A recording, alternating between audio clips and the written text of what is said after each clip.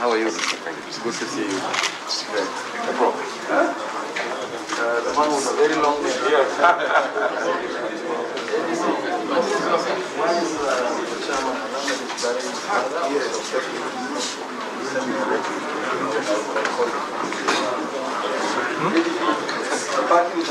Somebody good.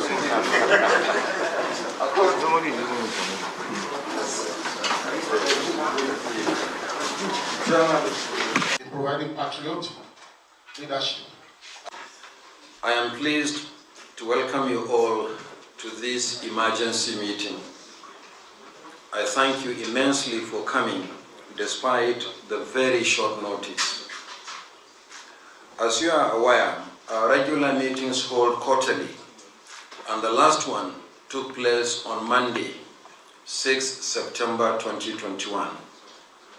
At that meeting, we discussed the commencement of a continuous voter registration exercise extensively. We also revealed and demonstrated to you the new equipment, the biometric voter accreditation system, the BVAS, which we have introduced to replace some of our older election technologies. In addition, we updated you on preparations for the Anambra governorship election, which will hold as scheduled on 6 November 2021. This emergency meeting has become necessary in order to brief you on our continuing preparations for the election and to discuss recent developments in the state, beginning with the registration of voters and compilation of the voters' register. You may recall that before the end of the first quarter of the continuous voter registration nationwide, we devolved the exercise to the wards or registration areas in Anambra State. The end of the registration was followed by the clean-up of the data to remove the names of ineligible persons before the printing of the permanent voters' cards, the PVCs. In Anambra State, a total of 138,802 citizens completed the registration, including applications for transfer and requests for replacement of lost, damaged, or defaced PVCs as required by law. However, in the process of cleaning up the registration data, we discovered that many previously registered persons actually re-registered afresh. As a testimony to the effectiveness of our new system for checking double and multiple registrations, the Commission found out that some 62,698 persons who are already registered as voters in Anambra State went ahead to register again. These double or multiple registrants are invalid by law. We have archived these registrations and will not print new PVCs for them. Their old PVCs remain valid, and they can use them to vote in the polling units where they registered and probably voted in previous elections. The same cleaning up exercise is going on nationwide, and as soon as it is over, the Commission will provide further details to Nigerians on the situation in other states of the Federation and action to be taken on the matter. Let me remind all Nigerians to the fact that the law prohibits double registration. The Commission appreciates the fact that the deployment of technology, including the online pre-registration, has simplified the process and made voter registration in Nigeria easier. However, the same technology has also made it easier for us to detect multiple registrations. Consequently, the number of valid registrants in Anambra State at the end of the first quarter of the severe exercise on 5th September 2021 is 77,475. This figure has been added to the existing register of 2,447,996 eligible voters used for the 2019 general election.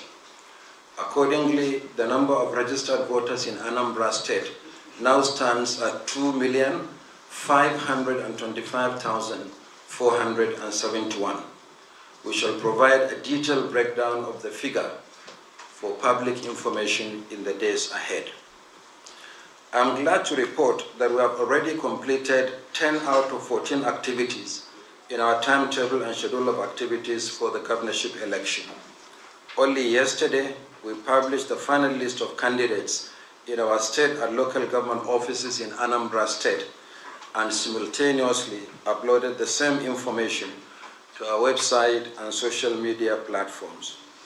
Furthermore, all the 18 political parties participating in the election were issued a soft copy of updated register of voters at a meeting held in our state office in Oka. We are presently working on the printing of the PVCs. We shall use the various channels, including emails and text messages, to contact the new voters to collect their PVCs. And this will be done before the election. So I wish to assure every new registrant in Anambra State that their PVCs will be available for collection before the election scheduled for the 6th of November 2021. We have almost completed the recruitment of ad hoc staff for the election. In all, about 26,000 election duty staff are required. Although there are still some minor shortfalls, we believe that we will complete the recruitment in time for the training of the ad hoc staff scheduled to commence on the 19th of October 2021. The training of other categories of staff, such as the electoral officers, the assistant electoral officers, have all been completed, while the training of supervisory presiding officers will commence soon. Turning to voter accreditation, I wish to assure you that the Commission is committed to deploying the biometric voter accreditation system for electronic fingerprint and facial accreditation of voters in the Anambra governorship election. The pilot deployment of the system in the Isoko South 1 state constituency by-election in Delta State held last month was very encouraging. For example, successful full biometric accreditation was 32.8% in the same constituency in the 2019 general election. However, using the BVAS in the same constituency during the recent by-election, successful accreditation sharply rose to 97.4%.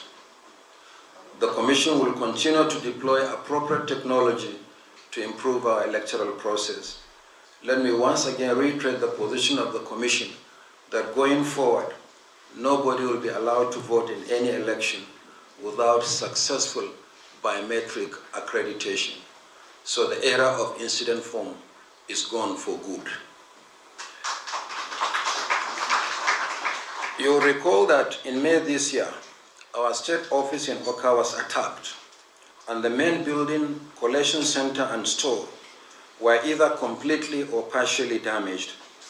Also damaged in the attacks were 60% of non-sensitive materials for the election, including 326 generating sets and several Hilux vehicles which were assembled for the election in Oka. I am glad to report that we are fully recovered from that attack. The buildings have been completely reconstructed and renovated in readiness for the election. All non-sensitive materials have either been procured afresh or sourced from neighboring states and our zonal stores. We are working assiduously with security agencies to ensure that such an attack does not happen again. However, security remains a major challenge to our preparations. For the political parties, the heinous attacks have truncated campaigns, making voter mobilization and sensitization impossible. Consequently, Anambra State is not in the usual election mood. It is in the light of the security situation in the state that the Commission held an emergency meeting with the Interagency Consultative Committee on Election Security last Tuesday. The meeting was frank and productive. We are assured of the determination of the security agencies to protect voters, election staff, election observers, the media, transport providers, and candidates during the election. Already, the security around Inec facilities in the state has been ramped up. We are also confident that the highlighted or the heightened deployment of security officials, which is expected in the coming weeks, will further give citizens the confidence to turn up and vote on election day. We shall continue to work with the security agencies to ensure that the election is successful and violence-free. I wish to appeal to all political parties and candidates not to exacerbate the feeling of insecurity in Anambra State through unguarded utterances and actions. This could compound the security situation and make the work of the Commission, political parties, and security agencies even more difficult. It may also lead to voter apathy. This moment calls for statesmanship and maturity, hence the decision to convene this emergency meeting.